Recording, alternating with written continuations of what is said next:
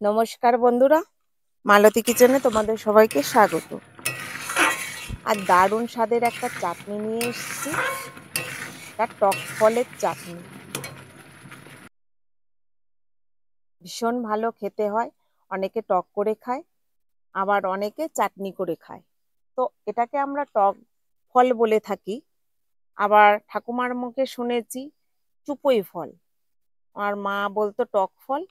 আবার এখানকার স্থানীয়রা এরাও বলে থাকে, সাউথের দিকে ওরা বলে থাকে টক ঢ্যাঁড়স। যাই হোক বন্ধুরা, এটা দিয়ে আমি চাটনি বানাচ্ছি। বাজার থেকে 500 গ্রাম নিয়ে এসেছি।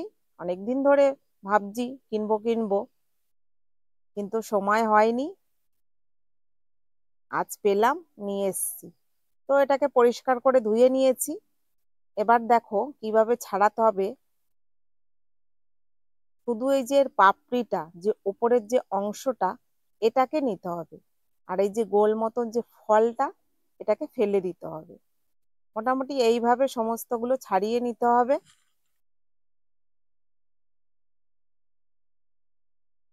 আর এই ফলটা যদি পেকে যেত না, তাহলে এটাকেই আবার লাগালে গাছ হয়ে যেত।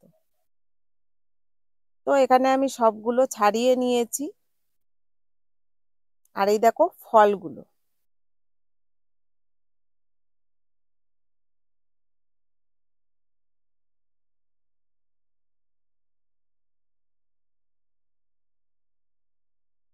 এখানে আমি কড়াই বসিয়ে দিয়েছি, অল্প করে সর্ষের তেল দিয়ে দেবো এখানে।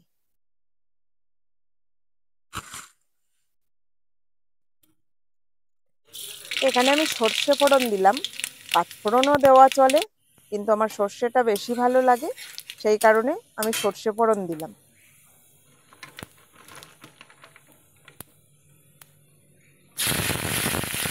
এবার এই ফলগুলো তেলের ওপরে দিয়ে দিলাম।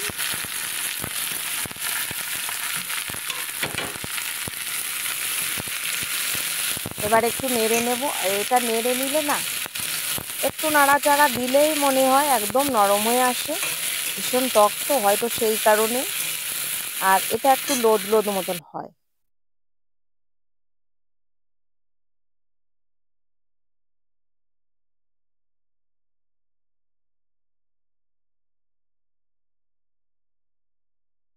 দেখো নাড়ার সঙ্গে সঙ্গে জিনিসটা যেন একটু নরম হয়ে যাচ্ছে।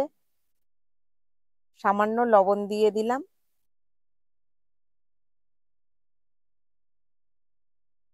আর এটাকে চিংড়ি মাছ দিয়ে টক খাওয়া যায়।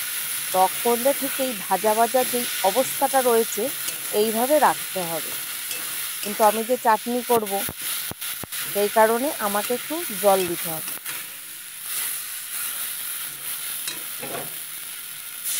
দেখো বেশ একদম নরম হয়ে গেছে।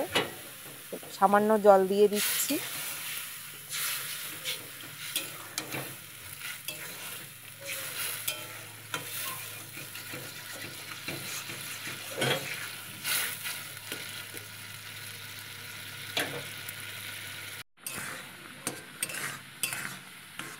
এইবার ফুটতে শুরু করে দিয়েছে।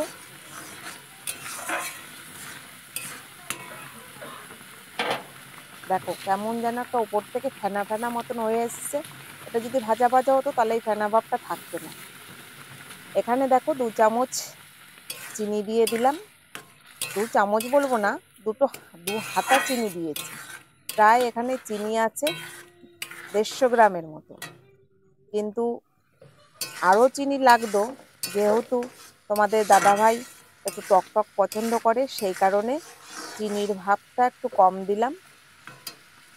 একটু টক মিষ্টি ভাব থাকবে, এই রকম ভাবে আমি নিচ্ছি। তো দেখো বন্ধুরা, আমার টক ফলের চাটনি রেডি। তো এটা গরম গরম, গরম কেন, যে কোনো ভাতের সঙ্গে, ঠান্ডা গরম ভাতের সঙ্গে খেতে ভীষণ ভালো লাগবে। লুচি পরোটার সঙ্গে শেষ পাতেও ভালো লাগবে। তো ভিডিওটা ভালো লাগলে লাইক কমেন্ট শেয়ার সাবস্ক্রাইব করে দিও। ফেসবুক পেজটাকে ফলো করে দিও। দেখা হবে পরের ভিডিওতে। ভালো থাকো, সুস্থ থাকো। ধন্যবাদ।